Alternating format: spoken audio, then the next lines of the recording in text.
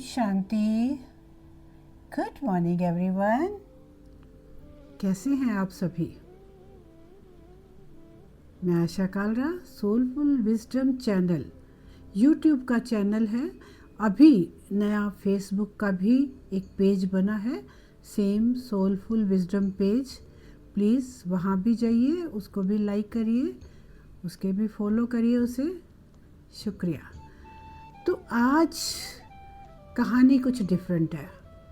आज हम बात करेंगे ये जो हमारे समाज में चल रहा है कि छोटी छोटी सी बच्चियां प्रेम रोग में,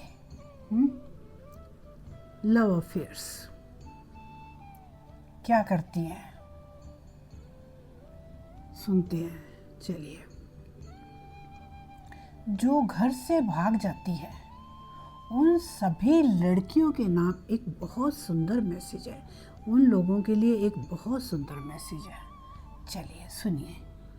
पापा, राज बहुत अच्छा है, मैं उससे ही शादी करूंगी, वरना। पापा ने बेटी के यह शब्द सुनकर एक घड़ी तो सन्न रह गए। फिर सामान्य होते हुए बोले, ठीक है, पर पहले मैं तुम्हारे साथ मिलकर उसकी परीक्षा लेना चाहता हूँ। तभी होगा तुम्हारा विवाह राज से। कहो मंजूर है? अब बेटी बहुत खुश हो गई कि चहकते हुए बोली, हाँ मंजूर है। मुझे राज से अच्छा जीवन साथी मिल ही नहीं सकता, और उससे अच्छा कोई जीवन साथी हो ही नहीं सकता। वो हर परीक्षा में सफल होगा। आप नहीं जानते पापा राज को। चलिए। अगले दिन कॉलेज में नेहा जब राज से मिली तो उसने अपना मुंह लटकाया हुआ था। अब राज मुस्कुराते हुए बोला, क्या बात है स्वीट हार्ट, इतनी उदास क्यों हो? तुम मुस्कुरा दो वरना मैं अपनी जान दे दूंगा। नेहा झुंझलाते हुए बोली, राज मजाक छोड़ो, पापा ने हमारे विवाह के लिए इनकार कर दिया है, अब क्या होगा? राज हवा में बात उड़ाता हुआ बोला, होगा क्या, हम घर से भाग जाएंगे। नेहा उसे बीच में टोकते हुए बोली, पर इस सब के लिए तो पैसा की जरूरत होगी ना। अगर हम जाएंगे तो हमें इंडिपेंडेंट जब हम रहेंगे तो हमें सब चीज़ों की ज़रूरत होगी। क्या तुम मैनेज कर लोगे? ओहो, बस यही दिक्कत है। मैं तुम्हारे लिए जान दे सकता हूँ, पर इस वक्त मेरे पास पैसे नहीं। हो सकता है घर से भागने के बाद हमें कहीं होटल में छिपकर रहना पड़े। तुम ऐसे करो, तुम्हारे पास तुम्हारे घर में जो कुछ भी चांदी सोना नकदी तुम्हारे हाथ लगे तुम ले आना। वैसे मैं भी कोशिश करूँगा। कल को तुम घर से कहकर आना कि तुम कॉलेज जा रहे हो और यहाँ से हम फर हो जाएंगे सपनों को सच करने के लिए। नेहा, क्योंकि नेहा अपने फादर के साथ उसकी परीक्षा ले रही थी, भोली बनते हुए बोली, पर इसमें तो मेरे व मेरे परिवार की बड़ी बदनामी होगी। राज लापरवाही के साथ बोला, बदनामी वो तो होती ही रहती है, तुम इसकी परवाह मत करो। राज इससे आगे कुछ कहता, इससे पूर्व ही नेहा ने उसके गाल पर एक जोरदार तमाचा रसीद कर दिया।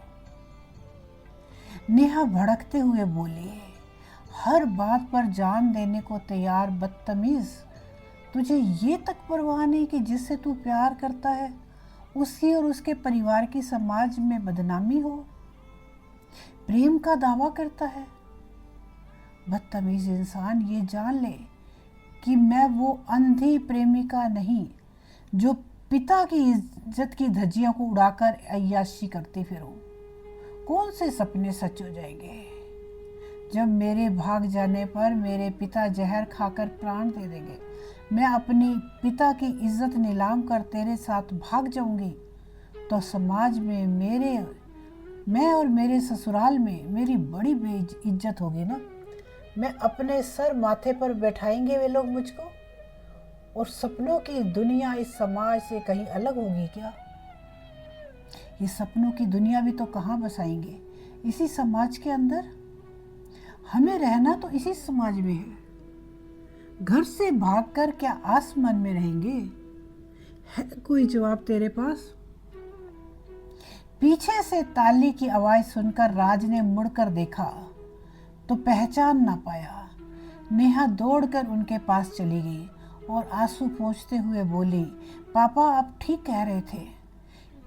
ये प्रेम नहीं केवल जाल है जिसमें फंसकर मुझ जैसी हजारों लड़कियां अपना जीवन बर्बाद कर डालती हैं। तो क्या इससे शिक्षा मिलती है? यंग बच्चियां एक ऐसे जाल में बंध जाती हैं और उन्हें आगे पीछे कुछ नजर नहीं आता। अंधी होकर कुछ भी करने के लिए तैयार हो जाती हैं, इवन कहीं कहीं तो जान भी दे देती हैं। तो संभलिए।